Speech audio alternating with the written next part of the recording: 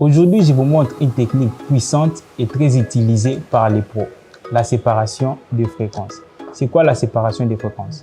La séparation des fréquences est une technique utilisée en retouche photo, surtout pour la photo en portrait. La séparation des fréquences consiste à séparer une image en deux parties, dont nous avons les low et les high. Restez sur cette chaîne, restez sur cette vidéo. À la fin, je réserve une vidéo bonus pour vous. Et surtout, n'oubliez pas de vous abonner, de commenter et de partager cette vidéo à travers d'autres photographes qui recherchent encore comment créer la séparation des fréquences. Je suis Ben Mikaka, votre photographe. Alors, donc, sans plus tarder, nous allons commencer. Cette photo n'est pas la mienne. J'ai téléchargé l'image à travers un lien d'un ami qui m'a envoyé. Si vous voulez avoir la même photo que moi, vous n'avez qu'à aller sur ma description. Vous allez voir mon compte Instagram, Ben Mikaka 11, et vous allez voir mon numéro WhatsApp. Aussi, un lien qui va vous permettre d'aller directement sur mon compte TikTok. Donc, je vais commencer avec cette photo. Qu'est-ce que je vais faire pour la première des choses? Je vais d'abord dupliquer mon image. N'oubliez pas, j'ai dit dans la définition que la séparation des fréquences consiste à séparer une image en deux parties. Donc, je vais d'abord séparer mon image en deux parties. Donc, si je suis sur Mac, je n'ai qu'à appuyer sur Commande J deux fois, une, deux. Donc là, je duplique mon espace de travail ou mes calques. Nous avons les calques 1 et les calques 2. Donc, après avoir dupliqué, qu'est-ce que je fais? J'éteins les calques 1. Je reviens sur filtre, j'ajoute le flou et le flou gaussien. Je les mets à 7. Pourquoi à 7? Restez sur cette chaîne, je vais vous parler pourquoi je le mets à 7. Si je entre dans les détails, c'est là on risque de nous prendre encore beaucoup de temps. Donc, la prochaine vidéo, si vous voulez que je parle de ça, écrivez en commentaire et on parlera de ça. On continue, j'appuie sur OK. Qu'est-ce que je fais? Je reviens ici, je réallume mon calque 1. Je vais d'abord renommer mes calques parce que j'ai dit que cela consiste à séparer une image en deux parties. Donc ici, nous avons les low, haute fréquence, low, désolé. Et ici, nous avons les high, la basse fréquence. Après avoir changé les noms, bien sûr, je reviens sur les high et les textures. Je les ramène ici. Je viens sur image, appliquer une image.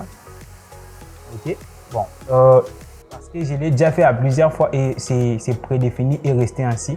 Mais si vous avez un Photoshop et que vous n'avez jamais utilisé ces genres de trucs, ça va apparaître comme ça, ça sera comme ça. N'ayez pas peur, 2 minutes s'il vous plaît. Ça sera comme ça.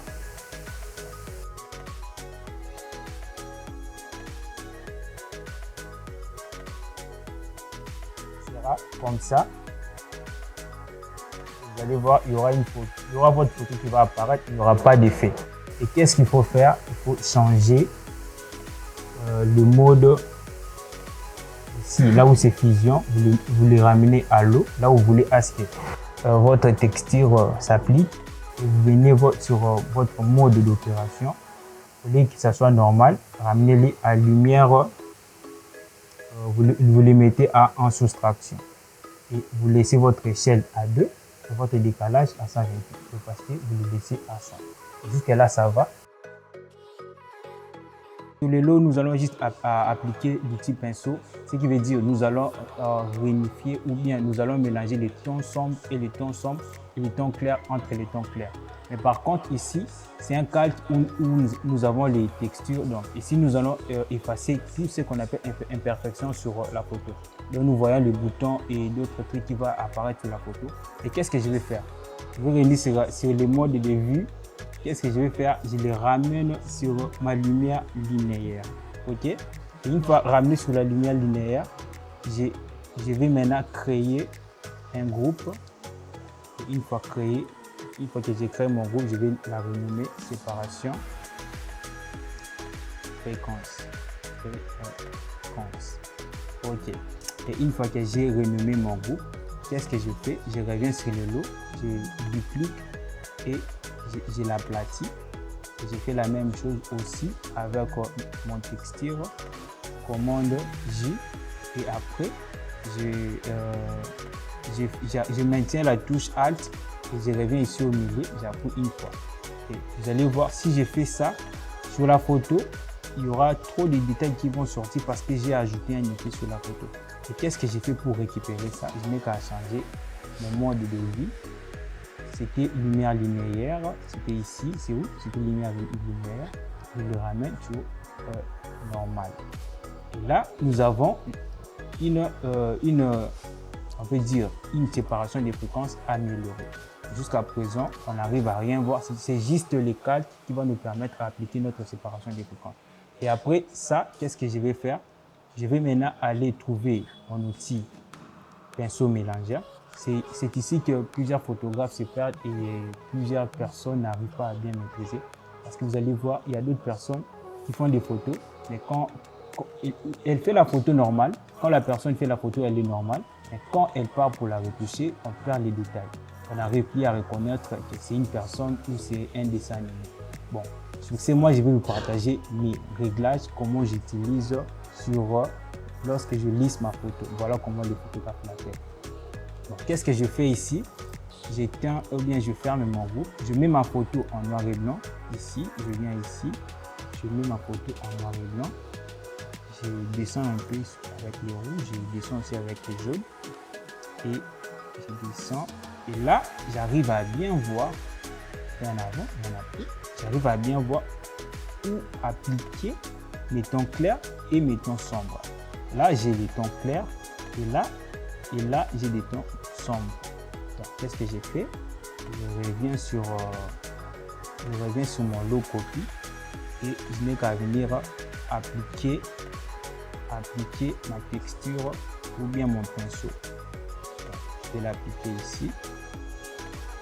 Ici, je vais juste mélanger mes tons sombres entre les tons sombres et les tons clairs et les tons clairs. Donc voilà, je vais faire ça. Sauf qu'aujourd'hui, on ne va pas vraiment parler de ça parce que cela va nous prendre un peu du temps. Parce que moi, je suis le détail. Et après, je vais vous montrer comment utiliser les textures. Bon, je reviens d'abord sur les lots. Oui, je reviens sur les lots. Voilà mes réglages.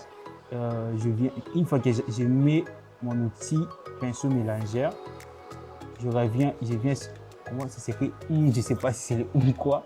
Je les mets à 30. La charge, je le mets à 30. Le mélange, je le mets à 30. Et les flics, je les mets à 20. Et les deux autres, je les laisse à 0. Donc, après, tu n'as qu'à venir appliquer là où tu veux à ce que ton flou soit sur la peau de la personne. Ici, sur les heights, qu'est-ce que j'ai fait? Je vais supprimer tous les boutons que je suis en train de voir ou les imperfections. Comment supprimer? C'est très simple. Tu n'as pas qu'à appuyer sur S pour avoir l'outil tempo ici, l'outil tempo de duplication. Si vous êtes rapide, vous pouvez juste appuyer sur S et venir. Je vais juste agrandir un peu ma taille de diamètre. Qu'est-ce que je fais? Je le mets à 8. Surtout n'allez pas trop loin parce que ça risque de détruire la photo. Vous allez voir. C'est pas très cool. Qu'est-ce que moi je fais? Je le mets souvent à 5 ou à 8. À 5 ou à 8, ça me va bien. Après, je n'ai qu'à choisir ici et dupliquer. Je vais maintenant supprimer tous mes boutons. Et comment supprimer? Je vais d'abord copier la partie qui est assez bien, assez visible et tout, pour venir l'appliquer au-dessus de la partie dont je ne veux pas que ça apparaisse. Voilà. Je vais juste faire ça pour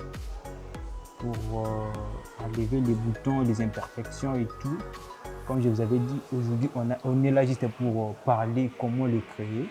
Et d'où viendra d'autres tutoriels, je vais vous montrer comment utiliser tous ces effets, les hautes lumières et les basses lumières.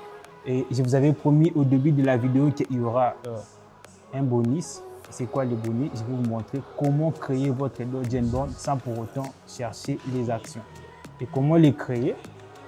Je vais venir ici, je vais trouver la courbe. Je trouve la courbe et je monte. Je reviens ici sur la courbe. Je la monte un peu et j'inverse. Et après, je vais faire la même chose encore. Je reviens sur cette courbe. Je la descends. Comme ça me va. Et après, j'appuie sur commande I. Pour inverser, vous n'avez qu'à venir sur votre groupe et appuyer sur commande I. Et je vais créer encore un groupe. Donc, je sélectionne les deux. Je fais commande J. Ici, je vais la renommer Dodge and Burn. Ok, jusqu'à là, ça va. Et je viens ici. Et ici, je vais revenir sur mon outil pinceau où je vais maintenant appliquer Dodge and Burn. Donc, je n'ai qu'à venir ici. Si je fais ça, vous allez voir, il y a les blancs qui s'ajoutent. Et si je reviens ici, j'ai les tons sombres qui s'ajoutent. Donc, voilà, je vais faire un avant et un après, un avant. En vrai, c'était ça l'idéal. Comment créer ta séparation des fréquences et les Dodge and Burn sans pour autant faire recours aux actions ou acheter les actions que je vois d'autres photographes de vendre. Donc, c'était Ben Mikaka, votre chaîne. Et je voulais aussi vous remercier concernant notre récente vidéo qui a fait plus de 300 vues. Et aussi, merci de les commenter. N'oubliez pas de partager surtout et de laisser cette pouce bleu qui nous motive encore à faire d'autres vidéos. Donc,